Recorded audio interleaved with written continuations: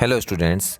कक्षा 12 की विषय भूगोल की जो पाठ्य पुस्तक है भारत, लोक और अर्थव्यवस्था, उसका अध्याय 7 है खनिज तथा ऊर्जा संसाधन। इसके पाठ्य पुस्तक के जो प्रश्न हैं उनके हल यानी उत्तर बताऊंगा। चैनल को आप सब्सक्राइब कर लीजिएगा ताकि आपको वीडियो मिलते रहेंगे। पहला प्रश्न इसमें देखेंगे, नीचे दिए गए 4 विकल्पों में से सही उत्तर को चुनना है। तो इसमें पहला है, निम्नलिखित में से किस राज्य में प्रमुख तेल क्षेत्र स्थित है। तो 4 ऑप्शन हमारे पास जो दिए हुए हैं उसमें सही उत्तर होगा क, असम इसका सही उत्तर है। दूसरा प्रश्न है, निम्नलिखित में से किस स्थान पर परमाणु ऊर्जा स्टेशन स्थापित किया गया था। तो इसका सही उत्तर है घ, तारापुर इसका सही उत्तर है। तीसरा प्रश्न है, निम्नलिखित में से कौन सा भूरा हीरा के नाम से जाना जाता है, कौन सा खनिज। तो इसका सही उत्तर है ख, लिग्नाइट। तो इसका उत्तर हो गया लिग्नाइट। इसके बाद में अगला प्रश्न संख्या 4 है, निम्नलिखित में से कौन सा ऊर्जा का अनवीकरणीय स्रोत है। तो ये 4 स्रोत हैं, इनमें से जो ग है ताप वो अनवीकरणीय स्रोत है, बाकी सभी है नवीकरणीय स्रोत हैं।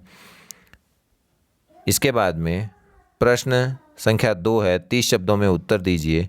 पहला प्रश्न है, भारत में अभ्रक के वितरण का विवरण दें। भारत में अभ्रक है वो मुख्यतः झारखंड, आंध्र प्रदेश और राजस्थान से प्राप्त किया जाता है। इसके अलावा तमिलनाडु, पश्चिम बंगाल, मध्य प्रदेश, कर्नाटक और महाराष्ट्र में भी अभ्रक पाया जाता है। झारखंड में अभ्रक है वो निचले हजारीबाग की 150 किलोमीटर लंबी 22 किलोमीटर चौड़ी पट्टी में पाया जाता है। आप इतना ही उत्तर लिखें, अगर 30 शब्दों में लिखना है तो 30 शब्द जहाँ हो जाए वहाँ तक ही लिखें। इसके अलावा आप कुछ थोड़ा और विस्तार से समझाया गया है कि आंध्र प्रदेश में नेल्लोर जिले में सर्वोत्तम प्रकार के अभ्रक का उत्पादन होता है। राजस्थान में अभ्रक है वो जयपुर से भीलवाड़ा और उदयपुर के आसपास विस्तृत है। कर्नाटक के मैसूर और हासन जिले, तमिलनाडु के कोयम्बटूर, तिरुचिरापल्ली, मदुरई, कन्याकुमारी जिले, महाराष्ट्र के रत्नागिरी, पश्चिम बंगाल के पुरुलिया और बांकुरा जिलों में भी अभ्रक के निक्षेप है वो पाए जाते हैं।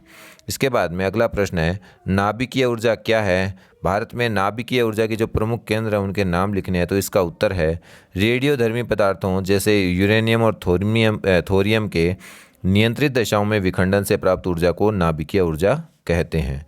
ये तो इसकी नाभिकीय ऊर्जा की परिभाषा। अब भारत में जो प्रमुख नाभिकीय ऊर्जा केंद्र है वो कहाँ कहाँ है। तो इसका उत्तर है तारापुर महाराष्ट्र में, रावतबाटा राजस्थान, कल्पक्कम तमिलनाडु, नरोरा उत्तर प्रदेश, केगा कर्नाटक तथा काकरापाड़ा है वो गुजरात में है। नेक्स्ट प्रश्न है, अलोह धातुओं के नाम बताइए, उनके स्थानिक वितरण की विवेचना करें। तो इसका उत्तर है बॉक्साइट, तांबा, सोना और चांदी है वो अलोह धातुएं हैं।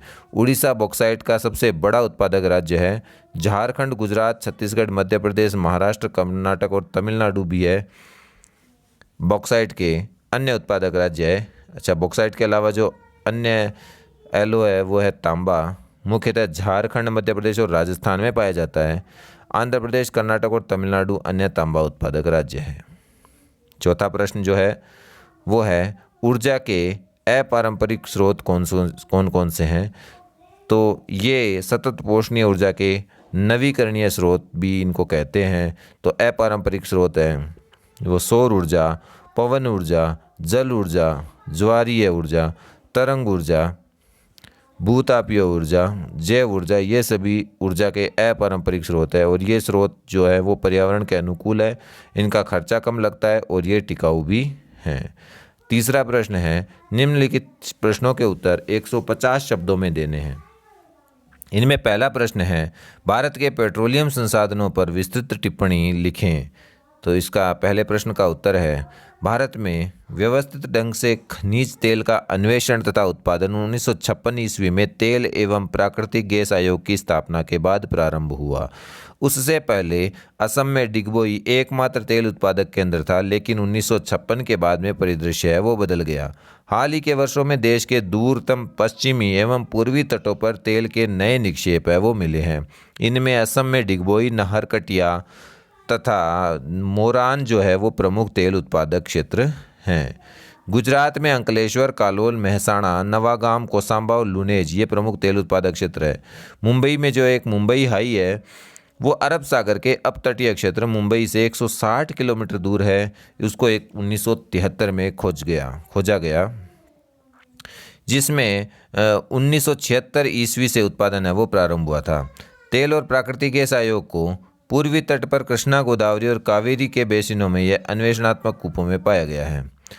कूपों से निकाला गया यानी कुओं से निकाला गया जो तेल है वो अपरिष्कृत और अनेक अशुद्धियों से भरा हुआ होता है, अनेक अशुद्धियों से परिपूर्ण होता है।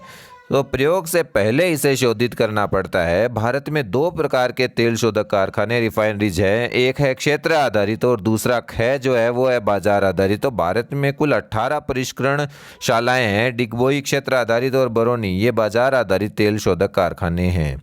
खनिज तेल शोधन के बाद इससे प्रमुख उत्पाद पेट्रोलियम पदार्थ हैं, जिनका उपयोग मोटर वाहनों, रेलवे और वायुयानों के अंतर्दहन ईंधन के रूप में ऊर्जा प्राप्त करने के लिए होता है।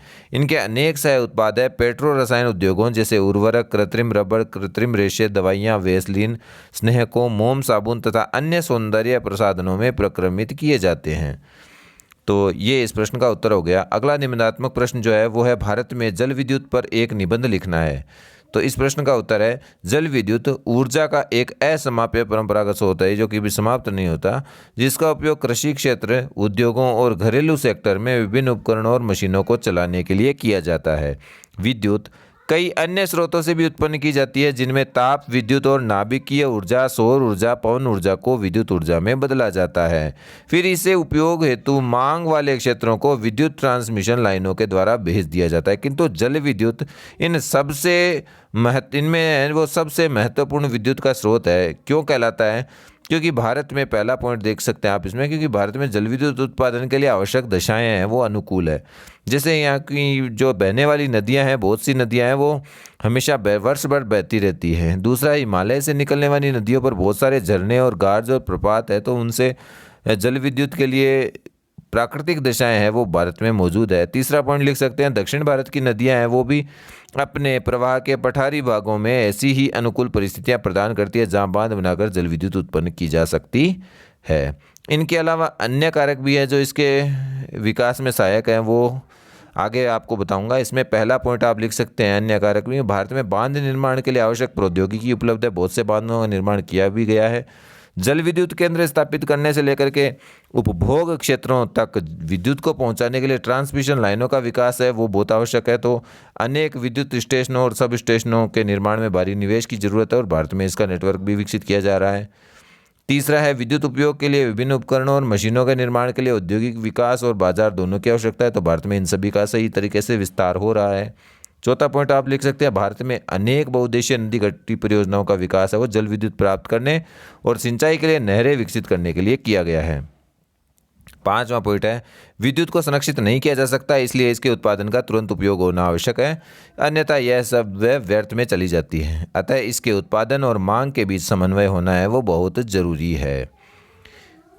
तो ये इसके अगले पॉइंट हो गए। छठा पॉइंट है भारत में प्रतिवर्ष 332 किलोवाट जो शक्ति है वो उत्पन्न की जाती है, जबकि कुल जल राशि से लगभग 90,000 बिलियन मेगावाट जो है जल विद्युत उत्पादन करने की इस भारत में क्षमता भी है।